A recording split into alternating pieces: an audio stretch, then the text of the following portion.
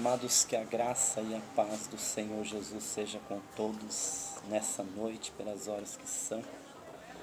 Eu tenho aqui uma palavra a ser lida nessa noite que se encontra em Eclesiastes, capítulo de número 3, o verso 1 e o 2, que diz assim: tudo tem o seu tempo determinado, e há tempo para todo o propósito debaixo do céu. Há tempo de nascer e tempo de morrer. Eu estava orando e Deus me levava nesse final, né? Nós estamos chegando ao final do ano. Aí há um momento onde o Natal também, que o nascimento do nosso Senhor Jesus Cristo, que nós sabemos que não aconteceu exatamente nessa data. Nós somos cristãos, sabemos disso, mas nós sabemos que isso aconteceu. E é uma coisa que o adversário das nossas almas tenta colocar na mente da vida do homem, da mulher de Deus, é que isso não deve existir. E o nascimento de Jesus foi uma coisa gloriosa, quando Deus se fez homem na terra e se manifestou para salvar a humanidade. E é um momento que tem que se ser comemorado em adoração a Deus e louvar ao Senhor. Mas eu meditando na palavra nessa noite, orando dentro do templo, né? Pois estive enfermo alguns dias aí, estou até me sentindo meio assim. Eu me deparei com essa palavra quando diz assim: tudo tem o seu tempo determinado. E quando Salomão escreve falando a respeito do tempo, o tempo é uma coisa que na nossa vida, na realidade, nós não podemos controlar. O tempo somente Deus pode controlar. Você vê que existe dois tipos de tempos, né? Existe o tempo chamado Cronos, que é o tempo do homem, cronometrado por um relógio, baseado no calendário. E existe um tempo chamado Kairos, que é o tempo de Deus, é o tempo soberano de Deus, é o tempo que não se compara ao tempo do ser humano.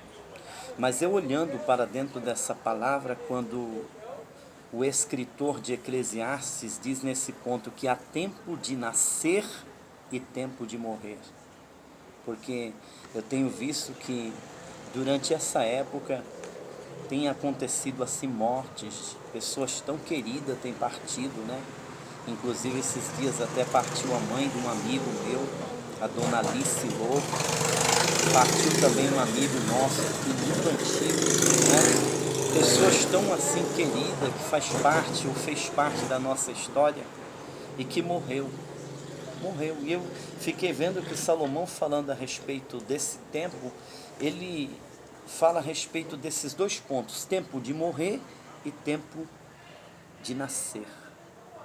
São dois tempos que na realidade são contrários um ao outro. Por quê? Porque quando chega o tempo de nascer, o que se gera na nossa vida o nascimento? Alegria. O tempo de morrer gera tristeza. O tempo de nascer começa uma história. O tempo de morrer termina uma história. O tempo de nascer nos aproxima de pessoas. O tempo de morrer nos afasta de pessoas. O tempo de nascer é um tempo que você tem para que você possa descobrir a sua vida e começar a sua história. Mas o tempo de morrer é um tempo muito triste. E eu fiquei vendo que como nós temos que aproveitar essa oportunidade quando a gente temos alguém vivo próximo de nós. Seja parente, seja pai, seja mãe, seja irmão, seja irmã, seja sobrinho, seja avó, seja avô. Talvez você fale, pastor, eu não tenho pai, mas você tem mãe. Ou talvez você diz, pastor, eu não tenho pai nem mãe, mas eu tenho uma pessoa tão especial na minha vida que faz um papel de pai na minha vida. Uma pessoa que me aconselha, que me orienta, que está próximo, que me ajuda, que me supre, que me socorre. Então são pessoas que na realidade elas devem ser valorizadas. E o que me chama a atenção é que no tempo da vida, muitas vezes as pessoas não querem valorizar aquele ser humano. Eu fico vendo, às vezes eu tenho ministrado até cultos fúnebres, eu vou dizer para você que eu tenho visto tanta hipocrisia, quando chega o momento daquele velório, onde aquele caixão está ali com aquele corpo, apenas aquela matéria, aquela casa, que um dia foi usado por um espírito e por uma alma que teve sobre aquele corpo, aonde aquele corpo que era um veículo para ser usado nessa terra aqui, ele viveu. Só que durante aquele período daquele velório, a gente vemos assim tanta hipocrisia. Hipocrisia de pais que se dizem valorizar filhos, mas que nem olhavam por filhos. Hipocrisia de filhos que diziam-se amar os seus pais, mas pouco se lixava pelos seus pais. Hipocrisia de netos, bisnetos, de irmãos, de irmãs, que se diziam amar tanto aquela pessoa, mas mentira, um amor de mentira. Mas quando chega esse ponto que é chamado tempo da morte, é um tempo que a gente percebemos o quanto que nós perdemos. Eu digo a você que eu tive um pai que ele foi uma bênção na minha vida. Meu pai foi uma bênção, seu Tobias. Mas quando o meu pai partiu, eu comecei a me sentir que durante muito tempo eu perdi do meu pai. Por quê? Porque eu me converti aos 18 anos de idade. Quando eu conheci a Jesus foi 18 anos. E quando eu entreguei a minha vida para Jesus, para a mente do meu pai tinha uma mente religiosa. Então, para a mente dele, a minha conversão não foi muito aceita por ele. Porque houve um certo escândalo. Porque como um rapaz jovem que vivia nas drogas, na dependência química, não gostava de estudar, vivia no mundo perdido, roubando, fazendo coisas erradas, de repente tem uma mudança radical. Se apaixona por um livro de capa preta, vive pelos cantos, de joelho invocando um Deus que ninguém consegue ver, invisível, mas real. E começa de repente tendo uma mudança de vida e procurando ser exemplo para corrigir aquilo que era errado dentro da sua própria casa. Eu sei que aquilo criou assim um escândalo, porque, como diz a palavra, o evangelho da cruz é escândalo para muitos. Porque o que o evangelho, a mensagem da cruz é capaz de fazer na mente e na vida de um ser humano é incompreensível pela mente carnal. O ser humano de carne, osso, sangue, o ser humano que se diz até muito entendido, ele não consegue jamais compreender o que o poder do Evangelho de Jesus Cristo pode fazer sobre a vida de uma pessoa quando ela crê. Mas eu percebi que quando o meu pai partiu, o quanto que eu perdi dele. Tanto é que no final da sua vida, ele foi acometido de alguns derrames, e ele foi perdendo algumas peças, movimento do seu corpo, braço, perna, se tornou uma pessoa inválida numa cama. Mas enquanto eu pude fazer por ele, eu trouxe ele à igreja, ele aceitou Jesus como Salvador. Eu sei que um dia eu vou encontrar o meu pai, porque ele creu na palavra, ele creu na justiça de Deus, que é Jesus. Ele acreditou. Mas o que esse tempo da morte nos traz? Esse tempo da morte traz saudade. Esse tempo da morte traz distância. Esse tempo da morte traz tristeza. Por isso que aquele acontecimento, aquela cena toda que acontece dentro daquele espaço onde muitas pessoas choram, ficam ao redor de uma caixa de madeira, aonde um corpo está ali cheio de flores, enfeitado por uma roupa e uma pintura que parece que traz uma formosura, aonde alguns colocam até algumas velas de cera, algumas peças de deuses, né? Mas que na realidade aquela cena, ela não é uma cena criada por Deus. Não é. Não é, porque na realidade a morte, ela é uma consequência. Ela é uma consequência do pecado que entrou na humanidade. Quando o ser humano conheceu o pecado, ele então teve a consequência da morte, tanto física como espiritual, como eterna.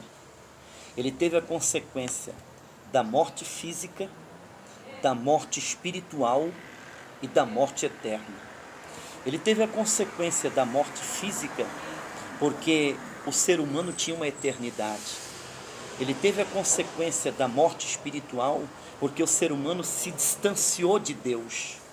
E ele teve a consequência da morte eterna, porque o ser humano que morre sem conhecer a justiça de Deus, ele tem uma eternidade de condenação. Então a morte, na realidade, é uma consequência que surgiu do pecado. Por isso traz tristeza. Por isso que quando um ser humano morre, ele é colocado num lugar escuro. Os bichos comem o seu corpo, a sua carne. É uma coisa que você vê que não tem as mãos de Deus naquilo. Deus não criou aquilo.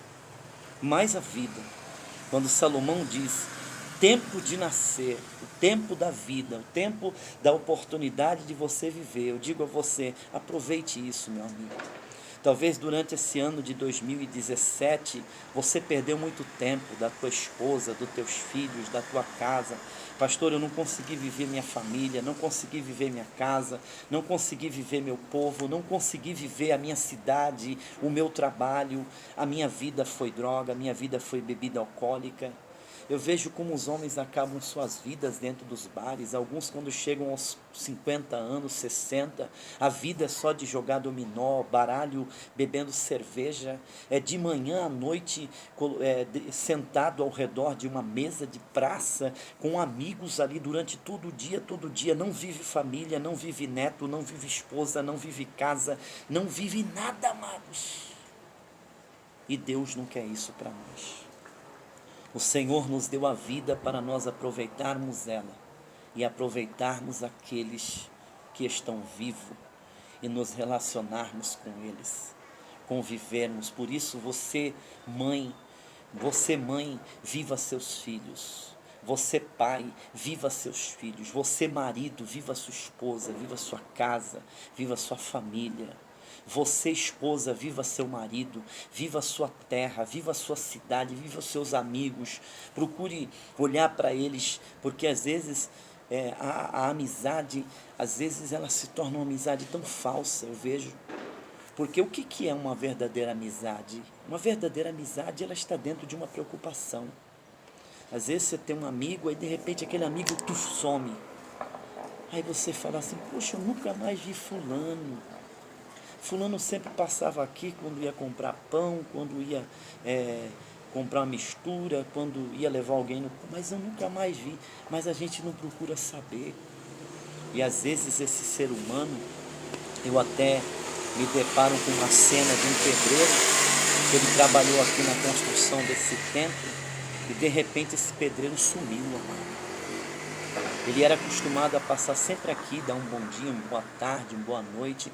Ele era sempre acostumado a passar por aqui, a conversar com a gente, mas de repente ele desapareceu. E eu senti a falta dele e fui procurar saber. Amado, quando eu fui ver esse homem, estava triste. Ele tinha sido acometido por uma tuberculose. Esse homem por um tempo deixou de servir a Deus, uma doença pegou ele. Quando eu cheguei a ver ele, eu acho que ele estava com aproximadamente 40 quilos, em cima de uma cama, como se fosse uma caveira. E ele então, quando me viu, ele começou a chorar e dizer, pastor, me perdoa. Eu quero que o Senhor ore por mim, porque eu sei que eu vou morrer.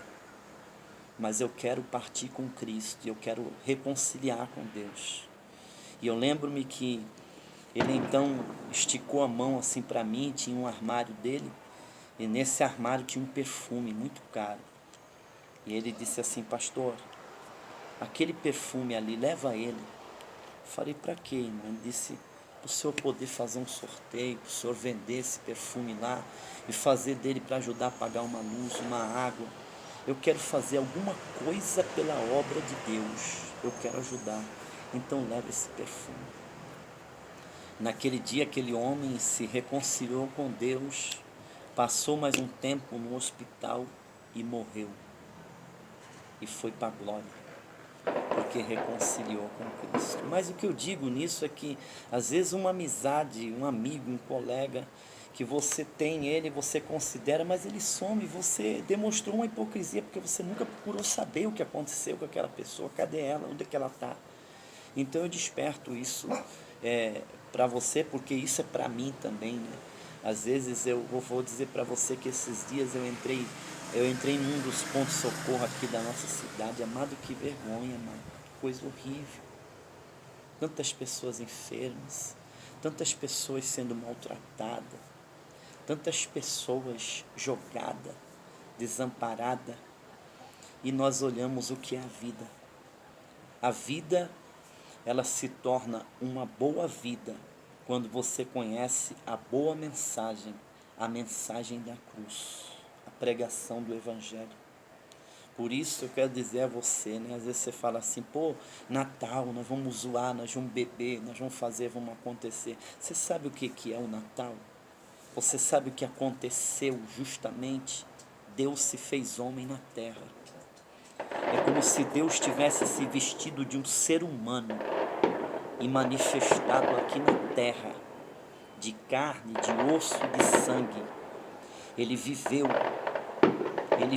aqui como homem, veio de Maria Virgem, concebido pelo Espírito Santo, viveu sem conhecer o pecado, ele morreu, venceu a morte, ressuscitou dos mortos e hoje está, segundo a palavra de Deus, à direita de Deus, intercedendo por nós. Então, meu amigo, eu desperto você. O tempo, na realidade, determinado, há tempo para todo propósito debaixo do céu. Então, aproveite o tempo, aproveite as oportunidades, viva para Deus, dê sua vida para Deus, né? Não confie nas suas riquezas, no seu dinheiro, não confie no seu revólver, não confie nas drogas, não confie na posição que você tem, porque isso de uma hora para outra pode se desabar, amado. Mas confie em Deus. Quero desejar a você um feliz 2018. Eu quero desejar a todos um feliz Natal e que Deus te abençoe. Aceite essa palavra do Sermão em Cristo, pastor Benedito Pereira, e que Deus te abençoe. A paz do Senhor Jesus.